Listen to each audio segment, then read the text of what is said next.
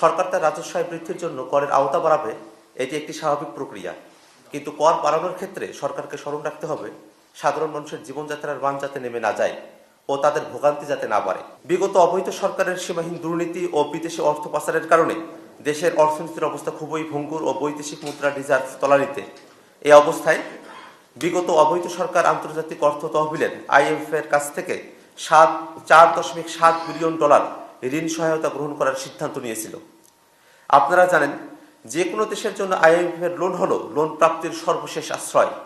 এই কঠিন ঋণের শর্ত হিসেবে কয়েকটি ধাপে ভ্যাট বাড়ানোর সিদ্ধান্তের অংশ হিসেবে অন্তর্বর্তীকালীন সরকার সম্প্রতি এই অধ্যাদেশগুলো জারি করেছে। কিন্তু গণঅভ্যুত্থানের মাধ্যমে সৃষ্ট সরকারের কাছে আমাদের প্রশ্ন, অবৈধ সরকারের ঋণের এই শর্ত বর্তমান সরকার পুনর্বিবেচনার জন্য IMF-কে আহ্বান জানিয়েছে কি, তা আমাদের কাছে স্পষ্ট নয়। গণঅভ্যুত্থানের মাধ্যমে সৃষ্ট সরকার একটি অবৈধ সরকারের চুক্তির ধারাবাহিকতা বজায় রেখে জনগণের দুর্ভোগ বাড়াতে পারে না।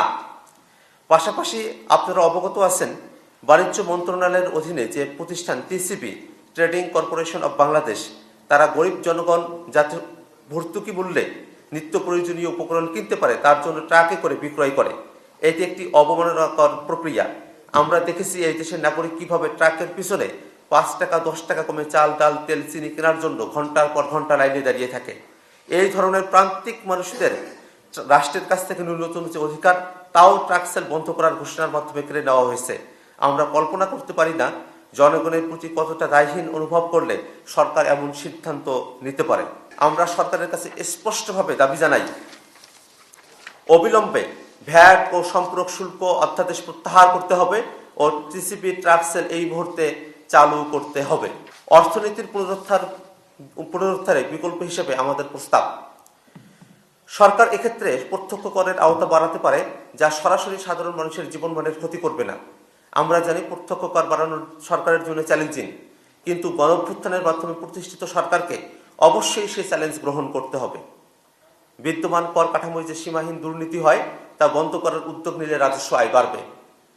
বিগত সরকার 15 বছরে বিদেশে 234 বিলিয়ন মার্কিন ডলার পাচার করেছে বলে দেবপ্রিয় ভট্টাচার্যের নেতৃত্বে শ্বেতপত্রে উঠে এসেছে। সেগুলো দেশে ফেরত আনার জন্য সরকারকে কার্যকর ব্যবস্থা গ্রহণ করতে হবে। বিগত 15 বছরে দেশের ব্যাংকগুলোকে দেউলিয়া করে 92,000 কোটি টাকা লুপাট হয়েছে ও খেলাপি ঋণ বেড়ে দাঁড়িয়েছে 2 লাখ কোটি টাকার বেশি। এগুলো আদায়ের উদ্যোগ নিতে হবে। আমরা সরকারকে আহ্বান জানাবো, দেশে বিদ্যমান অর্থঋণ আদালত 2003 সরকারকে দ্রুত ট্রাইব্যুনাল করার যাবতীয় আইনি সুযোগ দিয়েছে। সরকার এই সুযোগ ব্যবহার করে দ্রুত একটি ট্রাইব্যুনাল গঠন করে খেলাপি অর্থ আদায় ও অনাদায়ে তাদের সম্পত্তি প্রয়োগ করতে পারে। আমরা সরকারকে উদাত্তভাবে আহ্বান জানাচ্ছি, বর্তমান বাজার পরিস্থিতিতে সাধারণ মানুষকে নতুন করে দুর্ভোগের দিকে ঠেলে দেওয়াকে আমরা কোনোভাবেই সমর্থন করি না। এমন কিছু করবেন না যাতে রক্ত দিয়ে স্বৈরাচার উৎখাত করা সাধারণ জনগণের জীবনযাপনের কষ্ট বেড়ে যায়।